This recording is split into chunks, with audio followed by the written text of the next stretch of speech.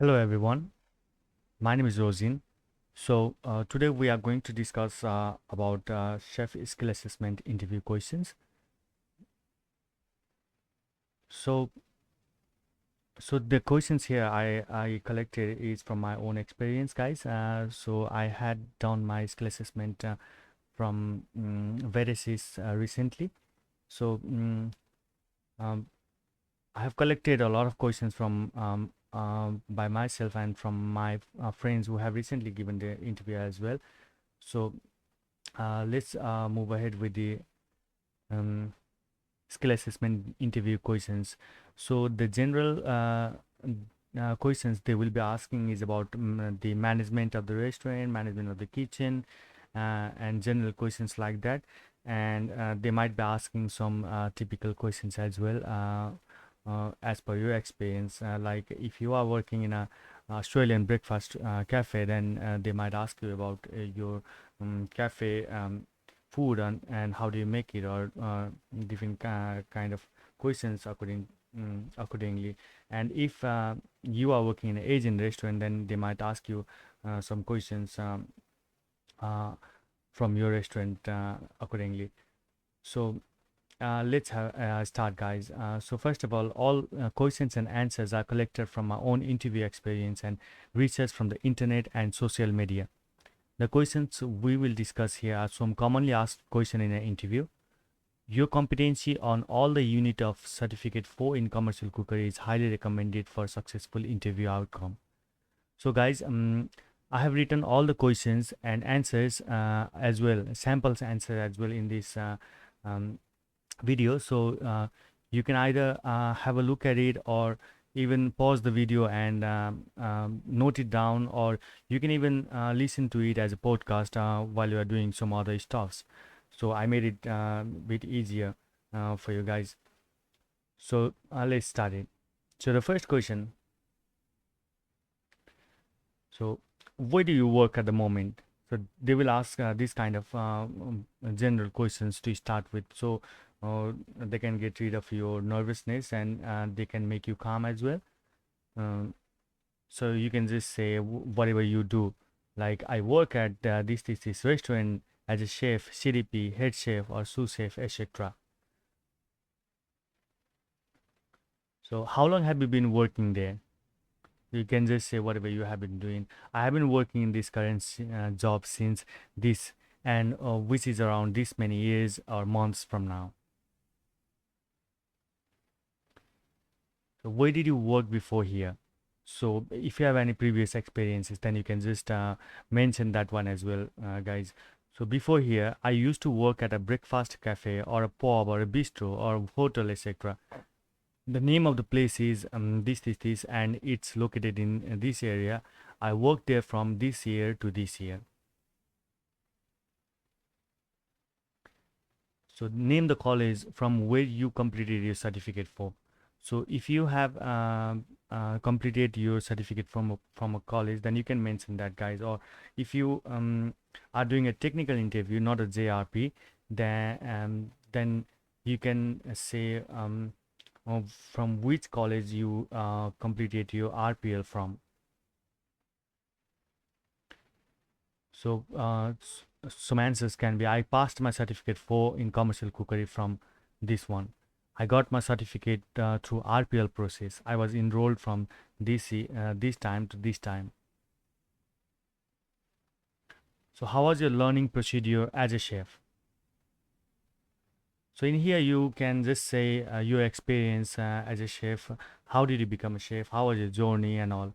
So this is the answer I gave while I was in my interview. So let's hear it, guys.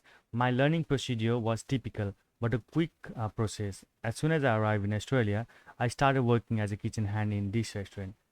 I learned basic cleaning procedure, cutting vegetable, washing, etc. Within this time, I learned basic cooking terminology and procedures. I jumped into the kitchen and I started working alongside with other chefs. There, I learned a lot of things like work health and safety, cooking methods, ordering, etc. At first, I used to work on weekdays, but soon I started working as a chef on a busy weekends and public holidays as well.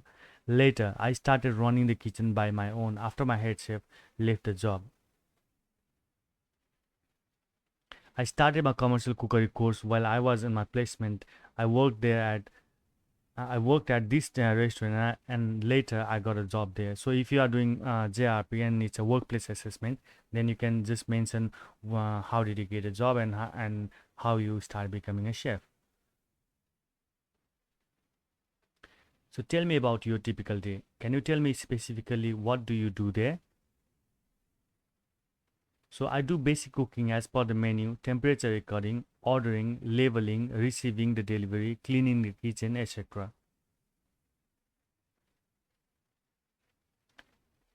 What do you do when you first start the work? So after getting changed, I wash my hands thoroughly. So you should not forget to say that you wash your hand thoroughly before starting any job, guys. And then after, I check the temperature of the freezers and freezers. I record them in the temperature sheet provided by the management. So if you do recording or not in a restaurant in your day-to-day working, you have to mention that you are recording the temperature at the beginning of the shift and at the end of the shift every day. After that, I turn on the grill, oven, range hood, dishwasher. I read the handout left by the chef who were working the day before. I check the freeze thoroughly and I start getting ready for the service. I bake muffin, croissants, fill up the pastry in the display box, and so on. So how many staffs in the kitchen? This one as well, you can just say whoever are working in the kitchen and how many staffs are there. Like one head chef, this many sous chef, one CDP or five CDP or kitchen hands, etc. Whatever is there, guys, in a restaurant, you can just say that. So what equipment do you have in the kitchen?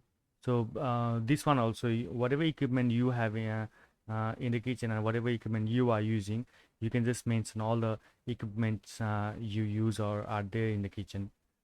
So sample maybe salamander, stove, flat grill, fryer, microwave oven, combi oven, blender, robocop, whisker, etc. So do you do ordering? So as a chef, you should be doing ordering, guys.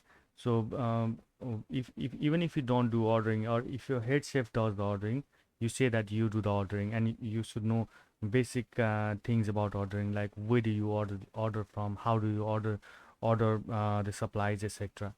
So the sample maybe, yes, I do. I do the ordering of the bakery items from this supplier.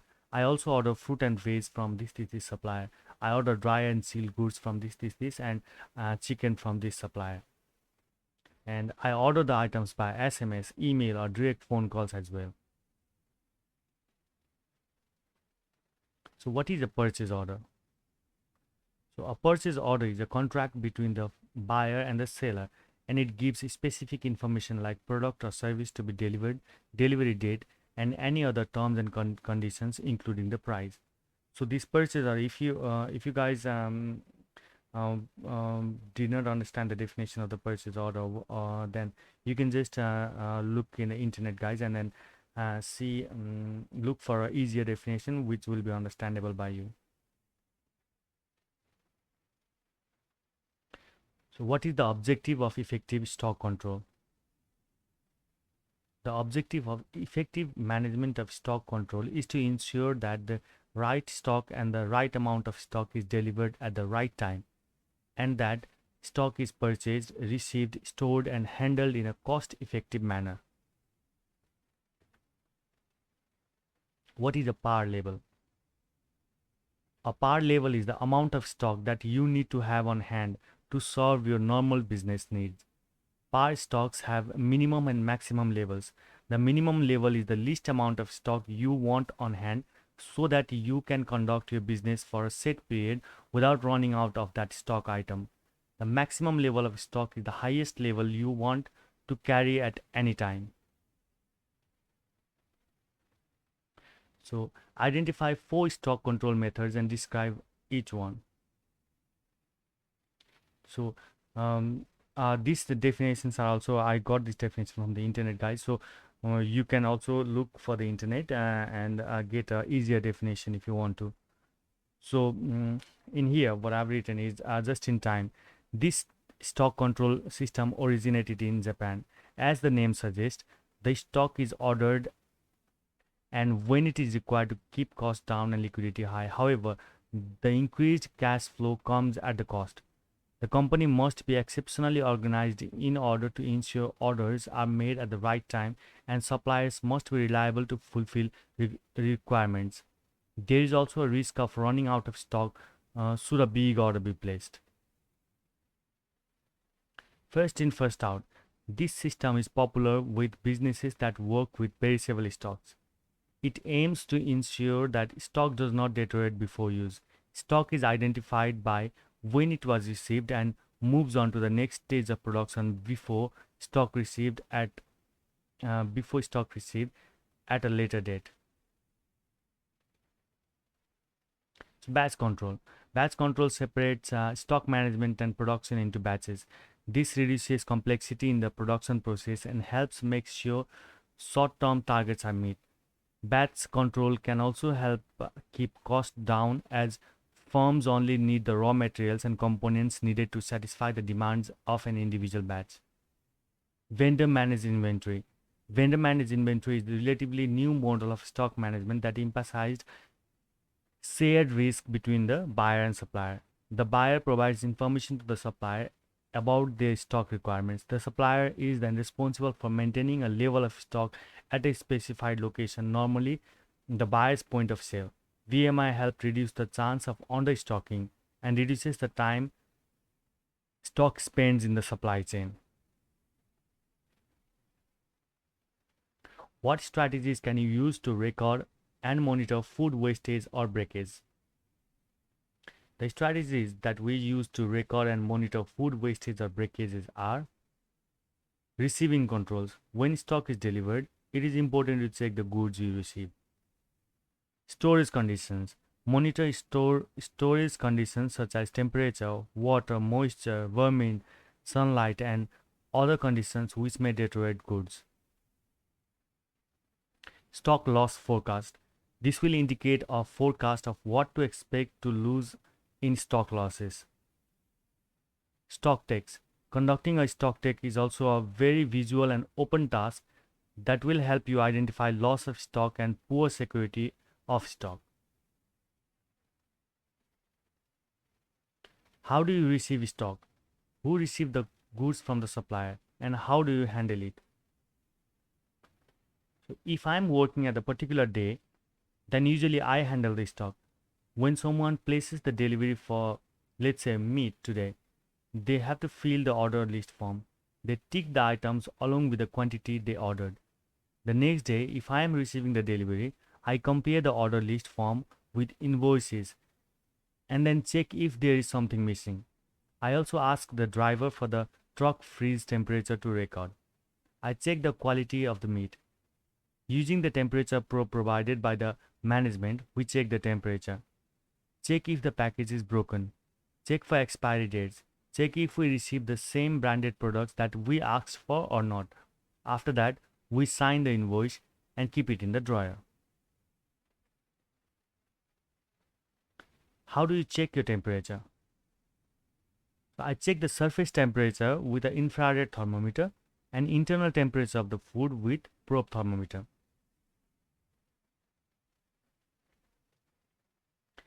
Say you receive a chicken from the supplier, what temperature it should be? It should be 5 degree or below. Say you receive a frozen food from a supplier, what temperature it should be? It should be minus 18 degrees or less. What chopping board do you use?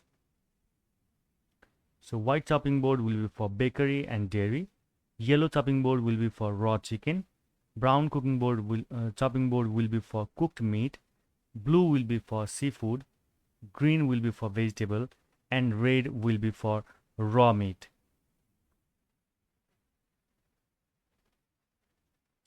If you have only one chopping board, then what will you do? I will clean the chopping board with hot soapy water carefully after each use for the day. At the end of the day, I will have a chat with the management about getting new colored chopping board and let them know that how vulnerable is the chopping board in cross-contamination. How do you clean your chopping board? So this is already mentioned, guys. I will clean the chopping board with hot soapy water. Say you just caught fish on a chopping board. What will you do next? The blue chopping board used in cutting fish will be taken to the dish room for cleaning. After that, I clean my hand with hand soap. I also clean the bench top used to get rid of cross-contamination. How do you handle the bench after use? We use hot soapy water to clean the bench top, and after that we use food grade sanitizer to sanitize the bench top. How do you clean your work? So every day after work, we clean all the equipment used. Any dirty dishes goes to the dishwasher. We clean the stove, fryer, flat grill and oven with appropriate chemicals and soapy water. We put back anything that needs to go into the cool room, discard anything that was outside for 4 hours or more, and wrap everything inside the service fridge. Then we use hot soapy water to clean the bench top, and after that we use food grade sanitizer to sanitize the bench top. After that, we use hot water and floor cleaner to clean the floor and mop it dry. We also make sure every equipment is turned off, check the temperature of the fridge and freezer and record it before we go home. Who is responsible for health and safety in the workplace? Everybody working in the company or business are responsible for the health and safety in the workplace. It is morally and ethically required. However, in any business, one staff should have food safety supervisor certificate. Why it is important to check your workplace for hazards? It is important to check our workplace for hazards so that any incidents may not occur in the workplace. How do you manage broken equipment in the kitchen? If we see any broken or faulty equipment, we immediately tag them as faulty. After that, we inform other staffs along with management about the product. There are 5 different kinds of hazards. Physical hazards are slip, trips and falls, burns, cuts, etc. Chemical hazards are chemical fumes, slips, etc. Biological hazards are bacteria growth and expired items, etc. Agronomic hazards are height of workstation. So if something is at a height and it's heavy, it might be a hazard because it might be harsh on our back and on our legs. So it is a hazard. And psychological hazard, workload, work stress, bullying, etc. How do you manage hazard in the kitchen? Depending upon the type of hazard, example physical, chemical and biological, if we see dirt in the vegetable, which is physical hazard, we wash them thoroughly. If we see someone spraying chemicals on the food, we immediately discard the product. What do you do if you found any hazard in work environment? So elimination, substitution, engineering controls and administrative control. This one you guys can find it in the internet about the definitions or explanation about all these 4 points. Personal protective equipments as well. How do you carry a knife in the kitchen? So try not to carry a knife in a crowded kitchen unless you have to. When you are carrying a knife, it should be pointed downwards so that it's not pointed towards you or anyone around you. Keep a steady grip on the kitchen so that you don't drop it.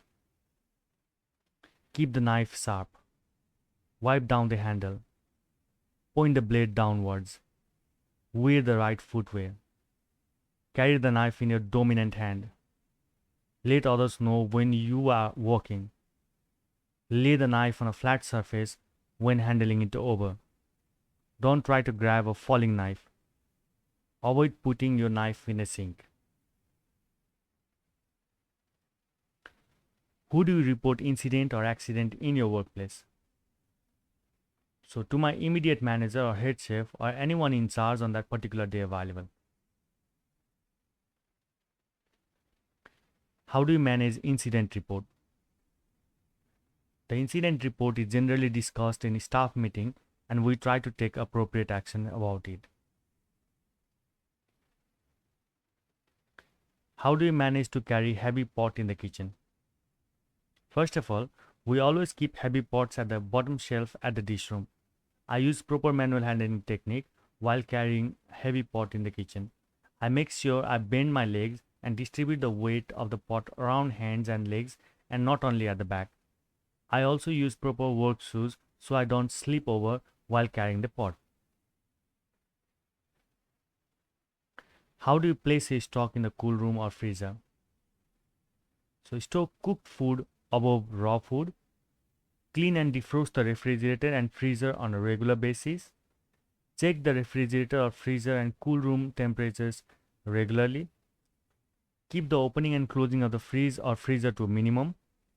Regularly check food, in particular packaged food item, for signs of dampness, expired use by date, dented or rusty cans, holes in packaging, or signs of pest infestation.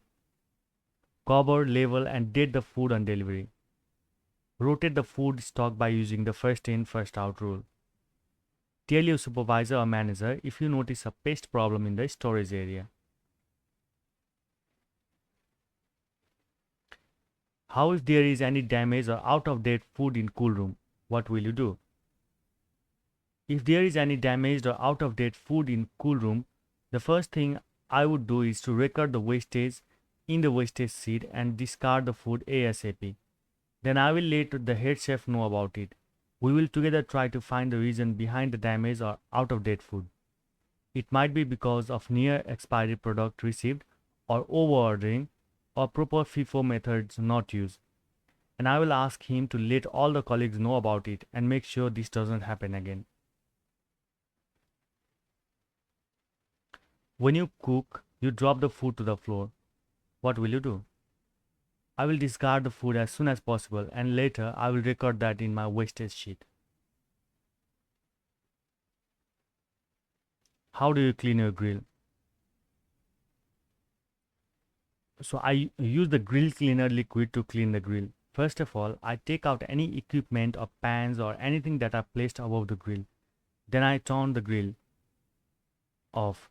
Then I pour some grill cleaner on the grill. I let the grill cleaner on the grill for a couple of minutes. After that, I pour cold water on the grill. I also wash the walls near the grill with soapy water.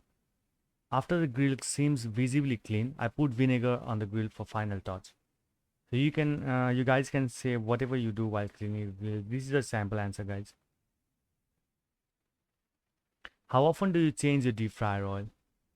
So we have two deep fryers at my workplace. So my workplace got two deep fryers. This was the answer I told when I was interviewing, guys.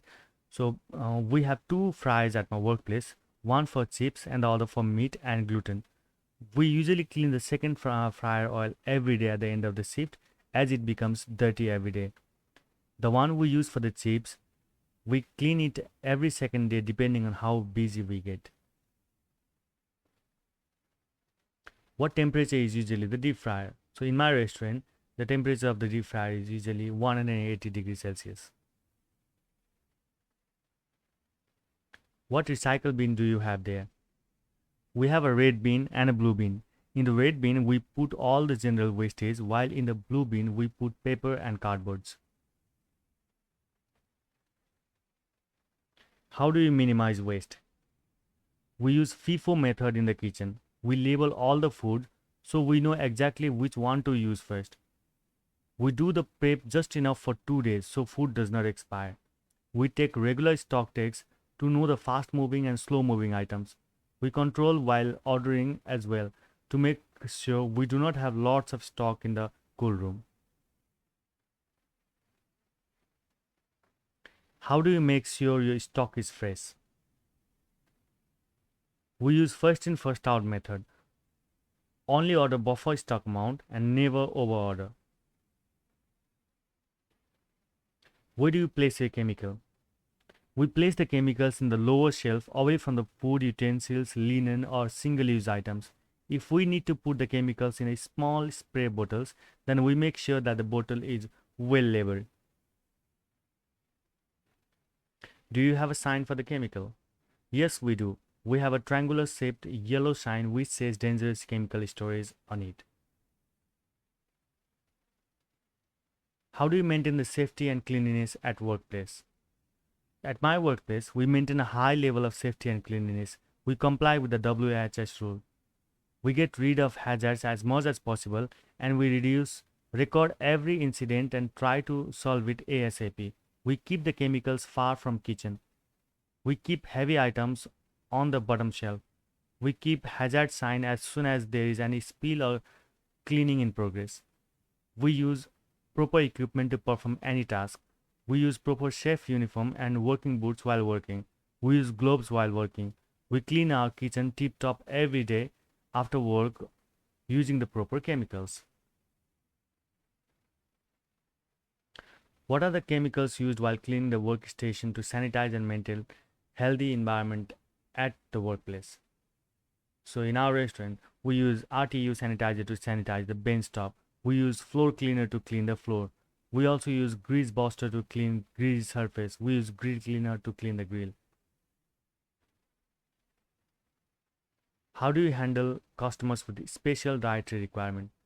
We explain what is in the dish, suggest them new dish or exclude the ingredients from the dish if possible. We also substitute ingredients in the dish if possible. What are the possible allergens? The possible allergens are cereals containing gluten, crustaceans, for example, prawns, crabs, lobster, crayfish, eggs, fish, peanuts, milk, nuts including almonds, hazelnuts, cashews, pecan nuts, Brazil nuts, macadamia, etc., celery, mustard, sesame, soybeans, etc. How if a customer complains about the food? How do you handle the issue? So there are 4 steps in here. Step 1. Listen carefully. First of all, I would listen to the customer and try to get what the customer is actually saying. I would never interrupt. Step 2. Acknowledge.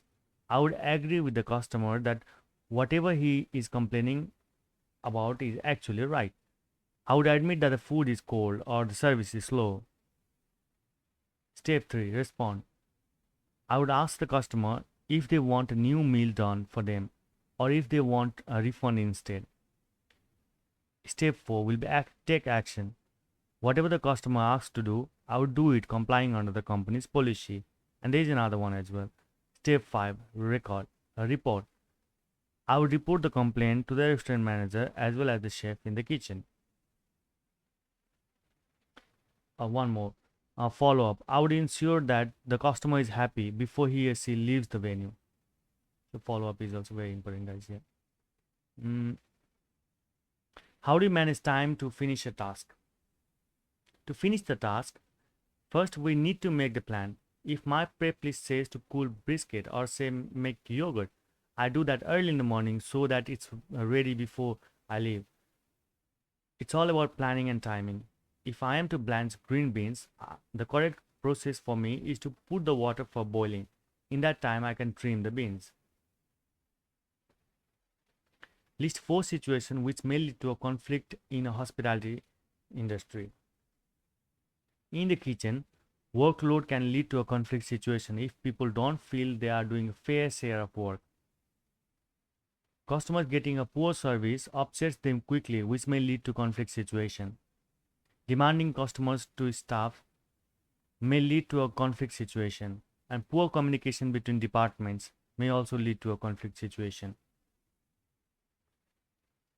How do you solve conflict between 2 employees? First of all, I will try to understand the nature of the conflict. I will encourage the employee to solve the problem by themselves. I will listen to the both sides and determine the real issue together. I will also consult the employee handbook. After finding a solution, I will report the written statement to my manager. How do you solve conflict with a supplier? Normally with supplier, whatever the reason for the conflict is, our supplier are very flexible. They solve the issue by sending another supply, giving us credit for any damaged products, etc. When we need our delivery soon, we let them know in advance. If they can't, we try to search for alternatives, that is, going to a nearby supermarket on our own if it's really urgent. How do you solve conflict with customers? Any fault from the kitchen, we personally reach the customers and listen to them. We explain them if it seems the communication error. Most of the time, we offer them something extra with no charge. Customers who seem unhappy waiting too long for their food, we give them homemade pastries like muffins and cheese sticks. For Google reviews, our management respond with positive message. We discuss all the issues and conflict with managers. How do you solve conflict between two employees? I listen to both parties and try to know how the conflict arises. I never point out the mistake directly. I have a chat with both parties separately and privately.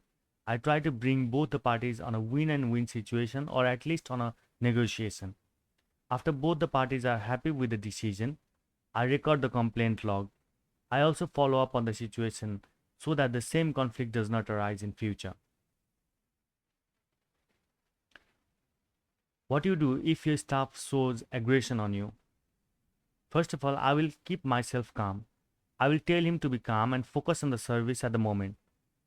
And we shall talk about it in a while. As soon as I get time, I will ask that guy to come to a private area and start having a chat with him. I will first tell him that aggression is not a solution. I will not be a judge, but try to explain my side of the story and how this situation arises. I will also tell him that how this aggression affects the work, because owners are doing some serious business investing the money, and such behavior is not acceptable by them. I will acknowledge him, but also tell him where things could have been better. Please let me know the hiring process at your workplace. First of all, the executive chef puts up an ad on the career website and he shortlists a couple of applicants and sends in for a trial. On the trial day, after the new applicant comes in, we do a short induction. We show him or her around, like kitchen, cool room, back fridge, freezer, dry stove, bin area, dish room, etc. We show him or her the equipment we have at the workplace. We also show him or her the toilet, fire exit, assembly area, and the fire blanket and fire extinguisher. We then introduce to all the colleagues, manager, WHS manager, etc. Then we let him inside the kitchen after he or she wears the uniform and washes his or her hand. We also show him the recipe book, records books, etc. Then we start on the job training. He or she will watch us work for a while. After that, we let him or her do the same job. We watch him or her performing the job. We watch if he or she uses proper WHS rule. If everything is alright, we choose one applicant for hiring. He or she is provided with induction sheet and also contract paper. And the guy is hired and put in roster as soon as he or she is available. How do you manage your team? So we delegate work to every staff at the beginning of the shift. We have a set of expectations from every staff. We monitor the work of our staff, get feedbacks as well. Communication and teamwork is must in our kitchen. Belief in the staff is also the crucial part. How do you train new staff? When we have a new staff working with us, then first of all, we show him around the business. We then identify the gap that the new employee needs to learn. We give them staff training, induction papers, etc. The approach we use in our kitchen is on-the-job training. We show how things are done, ask them to do by themselves. We monitor how the new staff catch up with the work and environment. After that, we take feedback from the staff, other colleagues and managers and identify if he or she needs more training or not. If he or she needs more training, we do so. How do you work effectively as a team? Be open-minded. To be a good team player, you have to be open-minded to all the ideas and perspective of the member. You need excellent listening and communication skill as well as ability to receive feedbacks from the team members.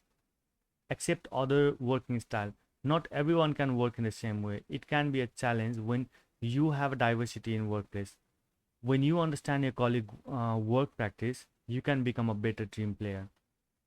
Some other points maybe focusing on the team goal, celebrating team success. What skill does a good manager need to have? So making decisions relating to managing a team, delegating tasks to the staff, monitoring staff performance, planning and organizing work tasks for staff, problem solving skills, maintain cooperative working environment, follow specific procedure of the job to be done, and awareness of reporting requirements as well. How do we make a roster? First of all, we check the availability for the following fortnight and we start making the roster. We set the roster of the full-time staff with their day offs. Then permanent staff are rostered and the remaining vacant shifts are filled by casual staff. We put more staffs on the weekends as it is usually busy. We also check the weather and public holidays and special days because we need to put more staffs working on those days. We also check there is a balance in the staffing, like someone has to be there who is able to work on the egg section and someone on the corner so the so the service is smooth. We also roster DC. We also keep an account on the budget on staffing. How do you solve sort of staff problem? Usually the full-time staff cover those shifts and take day off another day. If they are unable to do so, then kitchen hands are used as an extra hands to the preps under our surveillance so we can do service easily for that day. Any preps left will be done the next day. What apex when making a roster? When I make a roster, first we do we do in the system. The system has pre-recorded availability of the staffs, their work limit. I just normally follow the usual roster. If we have a big function on Friday, we keep extra staffs on that day. If the government changes the rule, let's say it's only takeaway from next Monday, we assume it will be quiet and try reducing the staff. We want to increase the efficiency in work. We don't want too many staffs that will incur additional expenses for the business. What is mise en place? So mise en place is the preparation of a section or area in a kitchen. It can cover all of your equipment, including your pot pans, bottle of oil, oven clothes, sanitizer spray bottles, chopping board, marker pens, tasting spoon, gastro trays, and squares of grease-proof paper. The list goes on. Anything that is an essential part of your area's setup. However, most often than not, it refers to food. Give a practical example of how you would support diversity in the workplace. We use non-discriminatory language in the kitchen. We only speak English language. Some words can trigger that upset people or that leave us open to discrimination claims. Non-discriminatory language must be used in the workplace when either spoken or written, including emails. When speaking about workplace activities or positions, we try to avoid gender-specific terms. We use terms such as cleaner instead of cleaning lady. When speaking about age, we always consider that other may be embarrassed or offended when referred to as old or young. When using language about race, we need to, which may be needed from time to time for legitimate reason, we don't use common slang words to describe a person's race. We never refer to marital status of a person. There is also no reason to refer to a person's sexual preference. There is also no reason to refer to a person's religion. It's not relevant to how a person performs in a workplace and does not define everything about the person. Who is responsible in recording income and expenses? In the business, I'm not required to record the income and losses. However, when we make some specials, we have to calculate the food cost and inform the management. It is necessary to know your income and expenses in the kitchen. It helps to create the menu as per the demand. What are the mother sauces? So these mother sauces are very important. They might ask every time. So they are bechamel, velouté, Espanol, Hollandaise, and tomato sauce. You can find the brief explanation if you search this mother sauce in the internet, guys. What are the different type of cooking method? So the definition of all this can also be found in the internet, guys. I've just listed some cooking methods. Some are broiling, grilling, roasting, baking, sauteing, poaching, simmering, boiling, steaming, braising, stewing, etc. guys. So what are the different types of vegetable cuts? So different type of vegetable cuts and meat cuts, you can also find it in the internet, guys. So some of the points I have listed here are julienne, brunoise, chiffonade, chopping, mince cut, slicing, etc. So different types of kitchen knives. So some of the list are chef's knives, boning knife, paring knife, filleting knife, bread knife, turning knife, and cleaver knife, etc. So they might ask, oh, what a boning knife does and how does it look like, what a paring knife is. So you guys need to prepare this um, type of knife as well, guys. How do you prepare the dish? Explain the process. At the beginning of the shift, the head chef does the briefing for the day. He tells what are we doing, how are we doing, and also delegates the task among all of us. We start working accordingly. We look at the recipe book and also the workflow schedule to prepare the dish. Then we start our mise en place and we start to cook. In our kitchen, everyone is doing a part of their job, so there is not a single person performing all the workflow schedule. Someone is cutting the vegetable and someone is cooking. How often your restaurant revise the menu? What is your contribution? We revise the menu every 3 months. We all change special every fortnight and everybody contributes on that. If a special dish become popular, then it will be included in the menu. We also decide which dish is less popular and take it off the menu. When winter comes, we get our winter menu with soups, and on summer we have salads and some cold foods. Our head chef gets the idea from every one of us and comes to a conclusion. What is your contribution on planning a menu? While the head chef is busy planning the menu, he takes suggestions from all of us. He asks us about the workload in a particular section from the particular dish. He also looks at our expertise and easiness in doing our job. We suggest for new equipment in preparation of a dish, etc. What are the process you go through planning a menu? So what kind of venue we have affects planning a menu. So locality, where is our restaurant located? What is the customer profile? What kind of customer comes to our restaurant? Expert help like dietitians, brainstorming among the chef, availability of the ingredients according to the seasons maybe, cost of food, previous sales data, length of the menu, range of options like vegetarian, vegan, halal, etc. Keeping the price so that the cost of goods and services will be 25 to 30%. How do you make strategy and planning for promotion? So we try to keep the name of the dish catchy. Our restaurants also hire live musicians to perform at the front of the restaurant. Our restaurant also sponsors a local cricket club. We also bring special dish for Valentine's Day or Mother's Day or Father's Day, etc. What is the 2 hour and 4 hour rule? How do you follow that on work environment? So studies shows that food can be safely held out of the temperature control for short periods of time without significantly increasing the risk of food poisoning. The Safe Food Australia provides guidance on the use of time as a control for potentially hazardous food. The time that food can be safely held between 5 degrees and 60 degrees Celsius is referred to as 2 hour 4 hour rule. The time between 5 degrees and 60 degrees is cumulative.